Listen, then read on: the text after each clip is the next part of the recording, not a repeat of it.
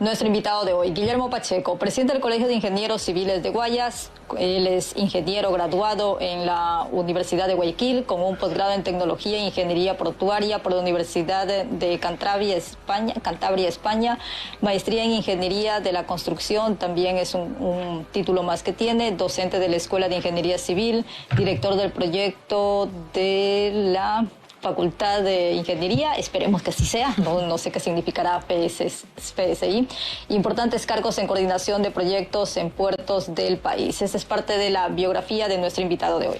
Sí, así es, y en esta primera parte él hace una radiografía de lo que se halló en un estudio vial importante. Y más importante todavía ante un fenómeno del niño. Vamos a escuchar esta interesante entrevista de Teresa Menéndez en esta primera parte. Según las recomendaciones del Colegio de Ingenieros Civiles, 143 cantones deben tomar medidas para evitar que el impacto del fenómeno del niño sea mayor, es decir, que cause el menor impacto. Guillermo, coméntenos cómo llegaron a esta conclusión y por qué solo 143 de los 221 cantones del país. Nosotros, desde el inicio de nuestra gestión, tanto en el Colegio de Ingenieros Civiles del Guayas como del Ecuador, comenzamos a pedir a las diferentes delegaciones del país, donde están los diferentes presidentes de cada una de las provincias, que nos reporten cuáles son las afectaciones debido a las fuertes precipitaciones que se generaron a principios de años. Sobre todo las fuertes lluvias que se dieron en Guayaquil en el mes de febrero. Comenzamos a visualizar de que la afectación debido a fuertes precipitaciones era muy intensa. Lo que nosotros logramos detectar es que la vialidad del país, sobre todo la red estatal del país, tiene entre el 70 y el 80% de afectación total, es decir, se encuentran en mal estado. Hay un alrededor del 15% que se encuentra en buen estado y 5% que podemos decir, mediano estado y un 5% que podemos decir que está en buen estado o excelente estado. O sea, apenas el 5% de la red vial del país está en buenas condiciones, por así decirlo. En excelentes condiciones. ¿Y dónde están estas vías del país que tienen mayor afectación? Bueno, de lo que logramos mapear, logramos zonificar que las provincias que tienen mayor afectación en su red estatal es la provincia y también la red provincial, que su responsabilidad corresponde a las prefecturas y ciertas partes a gobiernos autónomos descentralizados como GAT parroquiales y GAT cantonales. Está la provincia de la Azuay, número 1, es la que quizás mayor afectación tiene. Tenemos también la provincia de Loja, tenemos parte de Manabí, Esmeraldas y casi que la mayor parte de la vialidad del oriente ecuatoriano.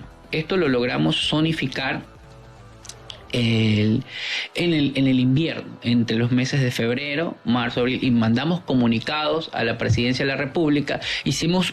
Combatimos fuertemente como Colegio Nacional a la gestión, no a la persona, sino a la gestión del anterior ministro de Obras Públicas, debido a que no había un accionar, o sea, no se mostraba una planificación de lo que se viene, porque usted tiene todo el mes de octubre, noviembre, diciembre, inclusive el mes de septiembre, para ir planificando las actividades que usted va a hacer a principio de año. Bueno, amigos, ahí tuvieron ustedes al presidente del Colegio de Ingenieros. Como esta entrevista consta de 3 partes, en la segunda parte hablaremos de montos y también hablaremos de los tramos que no se concluyeron. Así que vamos a escuchar la segunda parte de esta valiosa información que está entregando Tere. Todo nuestro análisis que se tenía que se relacionaba con el tema de la vialidad comenzó ya a sumarse a la posible presencia, en ese entonces estamos hablando entre marzo y abril, del fenómeno del niño. Entonces nosotros comenzamos a encender las alertas y comenzamos a ver cuáles son las zonas más afectadas. Entonces en este caso es todo abajo de la cota 1000. Entonces hablamos de todo el perfil costanero del Ecuador, parte de las Islas Galápagos y provincias de la sierra que están en el subtrópico. Hablamos como Santo Domingo, la provincia del Bolívar, que tiene todo lo que las naves, que tiene los cantones como Las Naves, Echandía, Caluma. Estamos en agosto. ¿Qué respuesta usted ha tenido quizás de la Presidencia de la República directamente o del nuevo ministro de Transporte y Obras Públicas referente a este informe y estas alertas? Ninguno. ¿Qué significa para el país tener el 70% de la red vial, 70%, ¿no? En malas condiciones? O sea, ¿cómo afectaría esto si ya nos viene un fenómeno del Niño? A ver, nosotros tenemos todas las afectaciones específicas, tanto en transporte, gastos de prevención de emergencia, sectores sociales y sectores de servicios. Estos son fuentes CEPAL. Nosotros comenzamos a recopilar datos, no puedo decir que estos datos son nuestros, estos son datos de la CEPAL, registros 97 y 98. Y en base a esto, nosotros hacemos una comparativa. La afectación total fue de ese entonces entre 2.880 millones de dólares, ¿no? Y específicamente en los sectores de transporte y gasto de prevención y emergencia, la afectación fue de 1.126 millones de dólares. 97-98. Si lo podríamos llevar a valor actual, nosotros podríamos tener más o menos en el tema de vivienda, agua, alcantarillado, carretera, sector de transporte, ferrocarril y telecomunicaciones, un total de 1.802 millones, solo en ese rango, 1.802 millones de dólares. ¿Okay? A escala nacional. A escala nacional. Porque lo que sucede es que ya no solamente es vialidad. Cuando ya nosotros en invierno hablábamos de vialidad. Ahora estamos hablando de poblaciones afectadas, viviendas afectadas, escuelas y hospitales podrían ser afectados, y todo lo que es el borde costero. Estamos hablando que incluso las carreteras, hablamos de probablemente la ruta del Spondylus podría ser, si no está preparada o no se hace una evaluación de los enrocados que están a su costado, podrían serse afectados. Hay que ver la magnitud, que es lo que no podemos predecir. Los kilómetros afectados que se pudieron dar entre el 97 y el 98 fueron entre 2.500 y 2.600 kilómetros, entre vías estatales y secundarias. Entonces, ¿qué es lo que podría ser un posible escenario? ¿Qué es lo que nosotros queremos evitar, ¿no? La misma longitud, tomando en cuenta que sea de las similares características, en la costa, a un costo de $400.000 la reparación de cada kilómetro. Entonces podríamos hablar más o menos de escenario. Si hay 2.546 a costo de 400.000, serían 1.000 millones de dólares. Si fueran 3.500 de kilómetros afectados, estaríamos hablando de 1.400 millones de dólares, solo en la parte vial. Ya, ahí tenemos a este experto y en esta última parte ya nos adentramos, por supuesto, a cuál es el escenario ante el fenómeno del Niño, ¿no? Así que vamos a escuchar. ¿Qué es lo que se debe hacer? Bueno, prefecturas, municipios, evalúen las zonas de riesgo. Es lo importante, lo primordial. Evaluar zonas de riesgos. Determinar zonas de riesgo, ¿cuáles? Bordes de ríos, bordes costeros, puentes, viviendas ubicadas o instalaciones ubicadas en cerros, que son las zonas de mayor riesgo. Porque van a decir, sí, pero el río se desborda, se va a afectar los bordes de río, si hay agua, si hay oleaje, se va a afectar los bordes costeros. ¿Y por qué los cerros? Si hay fuertes precipitaciones, ¿qué es lo que va a pasar? Deslaves. Y deslaves que afectan a la parte de las viviendas asentadas o de las instalaciones afectadas, más las carreteras que quedan adyacentes a los cerros. ¿Cómo están las condiciones de estos sitios que van a funcionar en teoría como albergues? A ver, nosotros podemos hablar sobre hechos ciertos. Tenemos conocimientos que la Prefectura del Guayas está haciendo ya una planificación y está trabajando respecto a esto. Tenemos entendido que la Prefectura del Pichincha también, Azuay, está trabajando en lo mismo. Esos son los conocimientos de primera fuente que tenemos.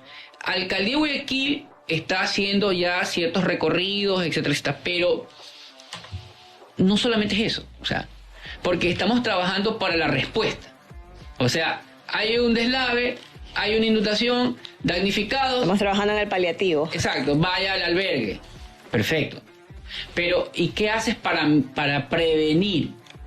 Entonces, ¿qué haces para prevenir? Entonces, ahí debe haber una redistribución de los recursos. El problema es que estas autoridades, estamos hablando de los prefectos, alcaldes, presidentes de juntas parroquiales, están trabajando con presupuesto prorrogado 2022. Pero el gobierno nacional tiene que comenzar a dar recursos. O sea, aquí no es que dar un anuncio de prensa, voy a dar tanto, y tienes en el oriente que te reclaman. ¿En qué momento entonces, con todo este escenario, se trabaja en la prevención? Que eso sería lo más importante y evitaría justamente llegar a estos escenarios que estamos viendo. Este es el momento. Y tenemos entendido que ciertos municipios, GAT parroquiales y prefecturas ya están trabajando. Los recursos, el BEDE, el mismo Ministerio de Transporte, la Secretaría de Gestión de Riesgo, tenemos que priorizar en este momento las obras de prevención. Y los municipios que faltan, sobre todo los pequeños, tienen que tener la asistencia del Ministerio de Transporte, Ministerio de Vivienda, Secretaría de Gestión de Riesgo, y si no lo tienen, busquen a los colegios profesionales, en este caso los ingenieros civiles, para dar la asistencia respectiva. Bien, ahí tienes, Mercy, tú esa lectura, ¿qué tal? Bueno, importante los señalamientos que viene haciendo.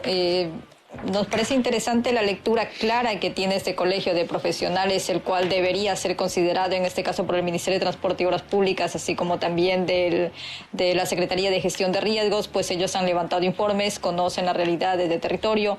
Súper grave que más del 70% del sistema vial esté en pésimas condiciones. Sin duda esto no solamente de que va a afectar al transporte, sino también a la producción.